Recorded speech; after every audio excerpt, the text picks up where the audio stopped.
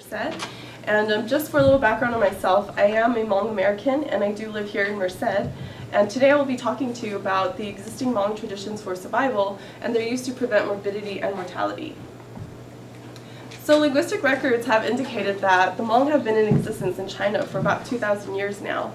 The Hmong people are known as nomadic people which reside in different regions of Southeast Asia. In about 1975, due to the communist wars, the Hmong actually had to flee their homes in their different regions of Southeast Asia to refugee camps in Thailand or to other countries such as the United States. Here's the map of Southeast Asia, and the highlighted areas show the countries that the Hmong people resided in and actually had to migrate from to other countries such as the United States. So as you can see, they were part of a lot of different regions. Here is the Hmong traditional story cloth that I wanted to emphasize on. Because the Hmong is known as an oral culture, we developed our written language about 20 years ago, and so it's still fairly new. So in order to keep our traditions alive, we have had to use oral culture and storytelling. And so this is an example of a story cloth which depicts a recurring theme that happens a lot. And it's actually what I mentioned earlier about the Hmong having to flee their countries in Southeast Asia to refugee camps in Thailand and then flying out to other countries such as the United States.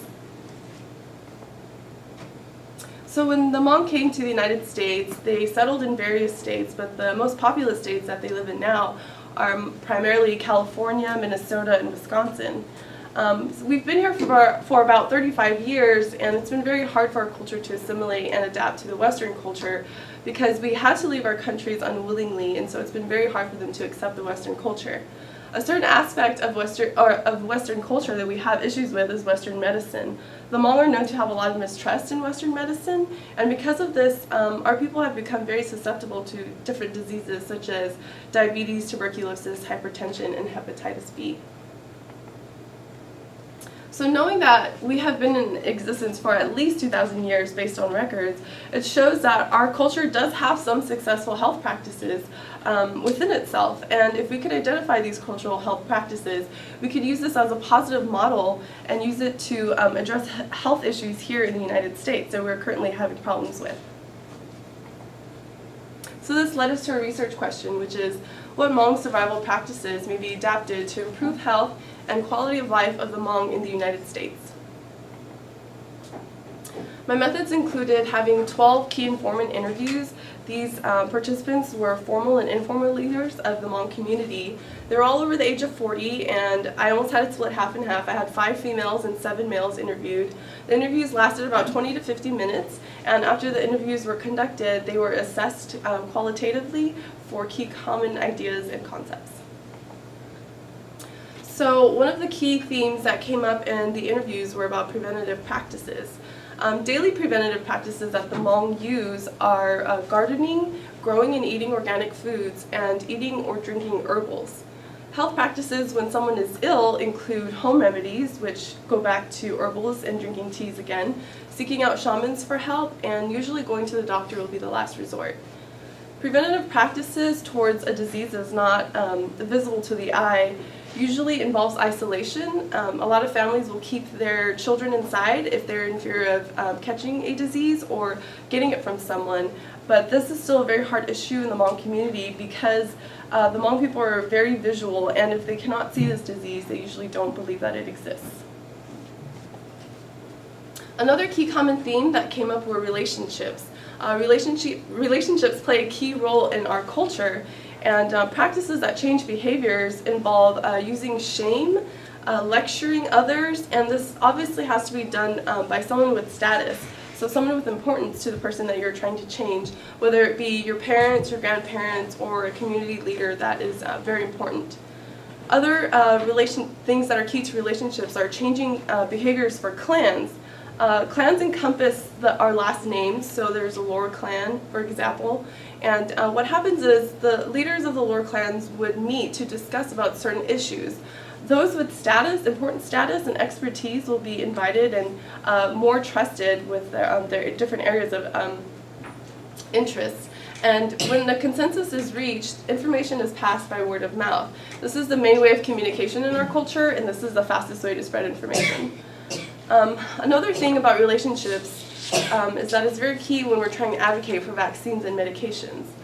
Providing visuals of the diseases are also very key, but it has to be from someone who is very trustworthy and educated in the subject, so they can present this information to their close relatives or family members, and then they can then spread on to their other close friends and relatives. These are some unique things that came out of my interviews.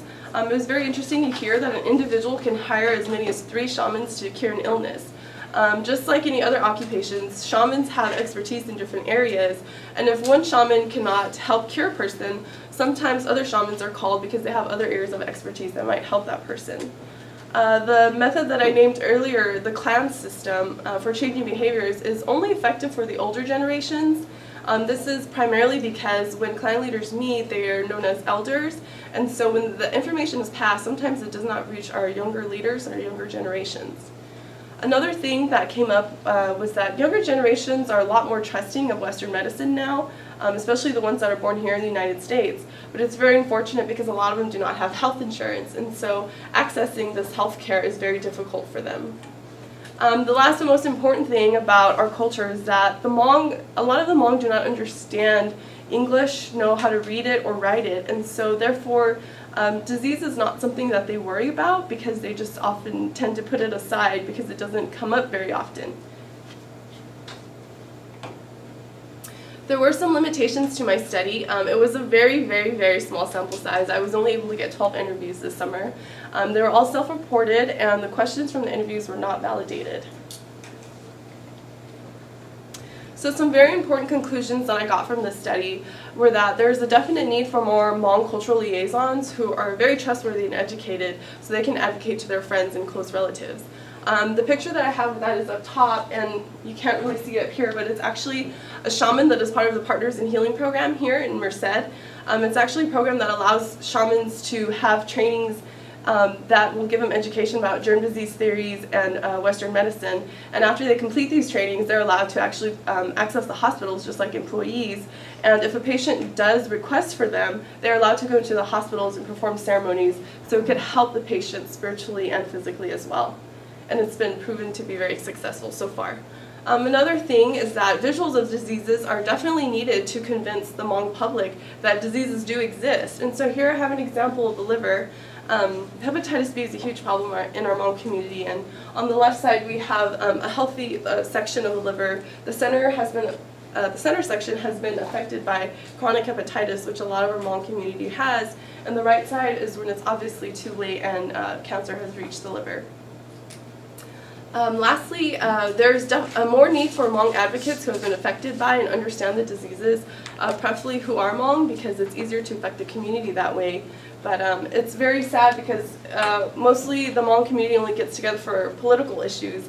And political issues are very important when it comes to our Hmong culture, but in order for us to survive here, we need to make sure that our culture is very healthy. So some recommendations for research and practice include more research to understand how to apply these successful survival practices to today's Hmong challenges here in the United States. And another thing that needs to be done is that there needs to be more collaborations between the elders and the young leaders, so this can possibly close a cultural gap that we have within our culture as a whole, being that the younger generations are more trusting of the Western medicine and the elders are not. So this is a way where we could start working within our culture to help our culture overall as a whole. I would just like to thank the Center of Excellence on Health Disparities for giving me the opportunity today. I also wanted to thank the employees at the Alliance for Community Research and Development for helping me with this.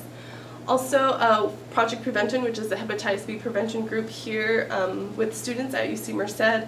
And my Lor, she's my mom, and she's an interpreter at Healthy House, and she helped me get my interviews and was very involved in this project. So without her, I couldn't have done it. So are there any questions?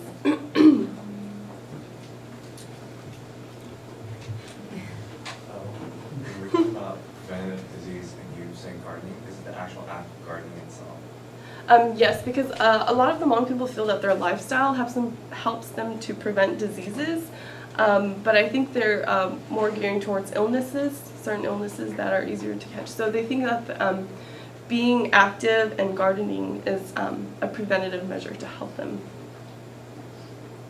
Yes. Among your interviews, did they mention any of the illnesses? Yes, well, the point of my project was to avoid focusing on certain illnesses, so we could just get the overall picture of what the actual health practices were as a whole in the culture. But a lot of diseases were brought up. Hepatitis B was definitely brought up, and hypertension was also brought up as a big problem. Do you think that because you're Hmong, you were able to infiltrate the clans easier than? It was actually, my parents helped me out a lot because they are involved in the Hmong community a lot, and so I was very fortunate to have my parents help me, and it is because I'm Hmong that I was able to actually interview other Hmongs who are usually, our culture is known to be very private, so I think it did help out a lot that I am Hmong. Yes. So you talked about the gap between sort of the younger generation and the older generation in terms of how they perceive Western medicine. What is happening, I guess, with sort of the younger generation going into medicine, becoming doctors, and sort of being experts in Western medicine? Do you see that as a changing, I guess, factor or influence or force in terms of how the Hmong community as a whole will take on Western medicine? Yes, I do know that now the younger generations are going out into the medical field, which has been very helpful because it does give a little more trust to the Hmong community, especially knowing if their doctor is Hmong. It definitely helps out a lot when they feel like they have a cultural connection with them.